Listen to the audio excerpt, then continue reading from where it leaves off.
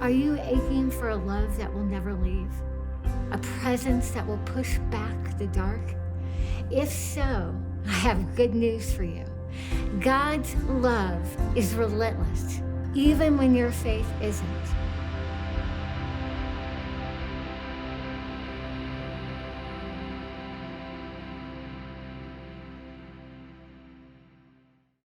Welcome to Relentless Podcast, a 15-episode podcast designed to give you a behind-the-scenes look at the stories and the biblical history that make up the pages of my newest book, Relentless, the unshakable presence of a God who never leaves. My goal is twofold: to make sure you know you're not alone, and two, to help you discover solid evidence of God's presence in your story. Because He is with you every single moment. He will never leave you, even if you can't feel Him or see Him. And even if your story doesn't look like you thought it would. Today, we're talking about chapter 1. This is episode 3, chapter 1, A Garden, a God who has always wanted to be with you. And in this particular episode, I opened it with a scene of me when I was a little girl and the favorite tree that I would play under. And I also started talking about my parents' faith experience, or lack thereof, and kind of what that very, very early year was like for me. Okay, so in short, I am a person of faith. I have come to faith and lived a life basically where I've never known life without Jesus. I know Jesus, love Jesus, because of a man named David Mostek. Dave Mostek was a co-worker of my dad. So when my dad came back from Vietnam, he had spent 2 years in the United States Army. He was going to be drafted, so he enlisted because he wanted to choose to serve rather than to be drafted. So he enlisted. He spent a year in boot camp, basic training, tech camp, all of those kind of things to get ready. And then he spent a year in Vietnam. He was on a radar artillery unit. So basically, they used radar to kind of identify where the enemy was and then to help gauge where the artillery would be aimed. And so, not a fun job.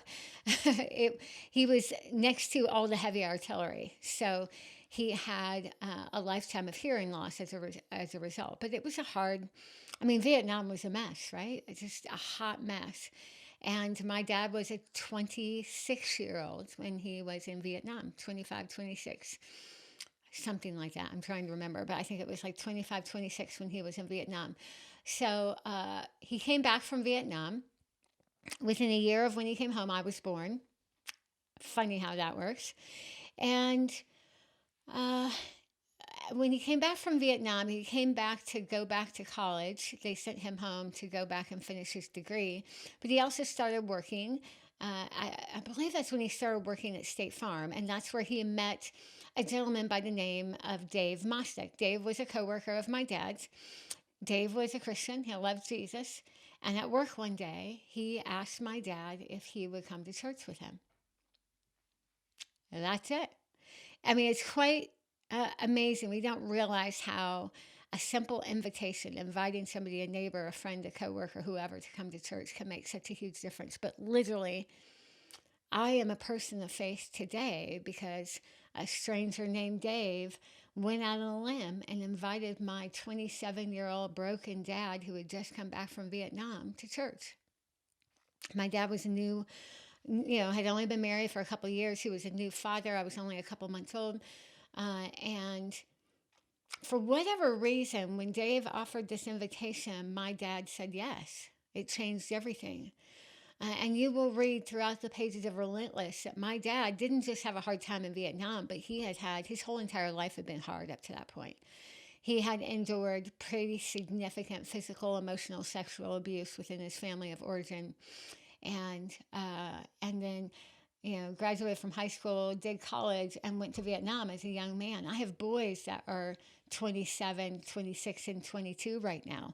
I can hardly imagine them dealing with what my dad dealt with in Vietnam. He came back, and for whatever reason, whether he recognized that he needed more than what he had, whether he felt some kind of responsibility because he was a new father, whether he recognized that he was having a hard time dealing with all the things in his life. For whatever reason, he said yes and went to church with Dave. He took his new wife and me to church with Dave Mostick. And what's so interesting is, and I'll fast forward a little bit for a moment, but like I said, I've never known a time in my life when I didn't know Jesus.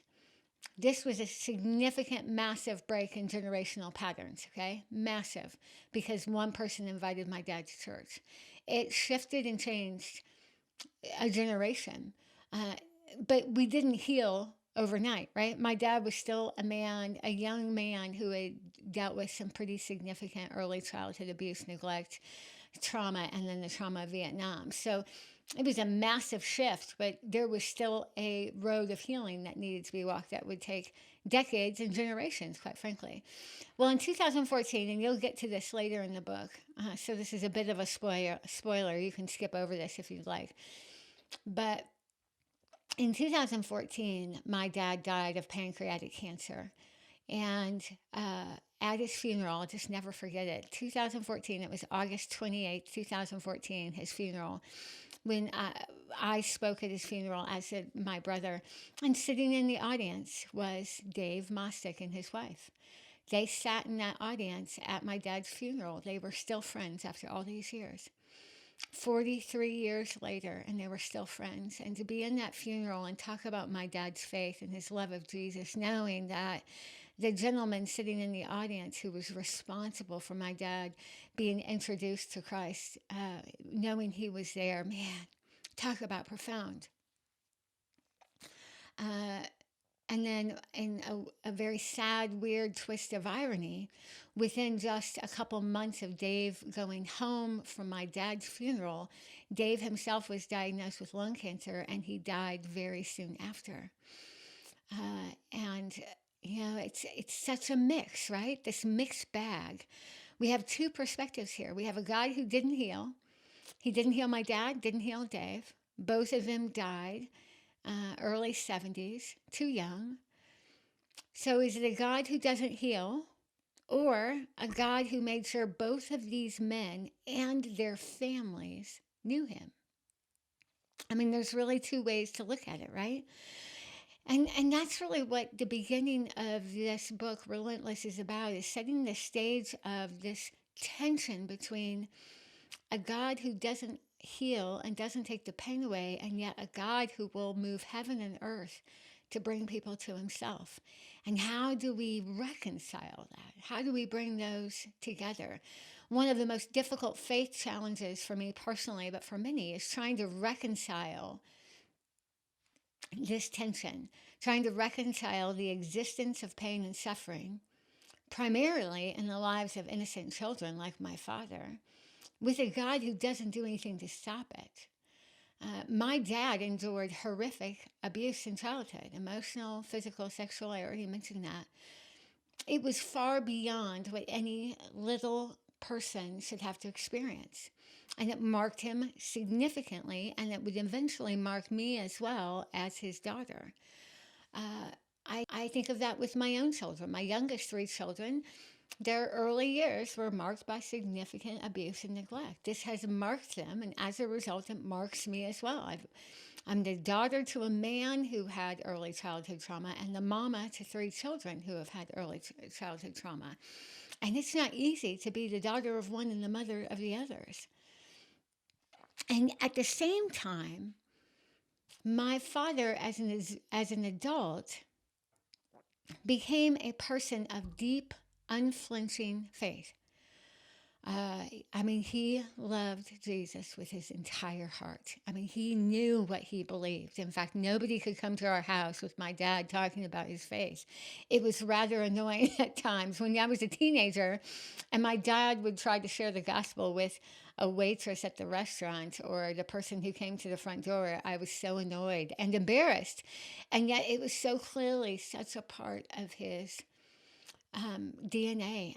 Jesus was everything to him. Did he ever really understand why God allowed him to suffer as a child? Did he understand why God allowed him to suffer as an adult? Did he ever gain any kind of clarity around God's lack of intervention in his early childhood trauma? As far as I know, based on all my conversations with him, no. He never got any answers as to why. He never got any explanation as to why God didn't pluck him out of that horrific early childhood and give him a better circumstance. He never got any answers to that. And even so, he believed God was with him and that God was good. So there's a couple of different ways to look at it. And this is what's so interesting, right? This is the tension. My dad could have focused on everything that went wrong. The fact that he had an alcoholic father and a promiscuous mother. He could focus on how his parents divorced when he was 5, and he was tossed back and forth between 2 very dysfunctional households. He could focus on all that went wrong, Vietnam on top of everything else, or he could sit there and say, I had this horrific early childhood experience, and at the same time, God gave me 2 grandparents who prayed with me and prayed for me as long as they were alive. And on top of that, God made sure that a gentleman named Dave met me at work and invited me to church when I was 27 and brand new to marriage and parenting. So did God turn his back on my dad, or did God make a way of provision even in this place of suffering?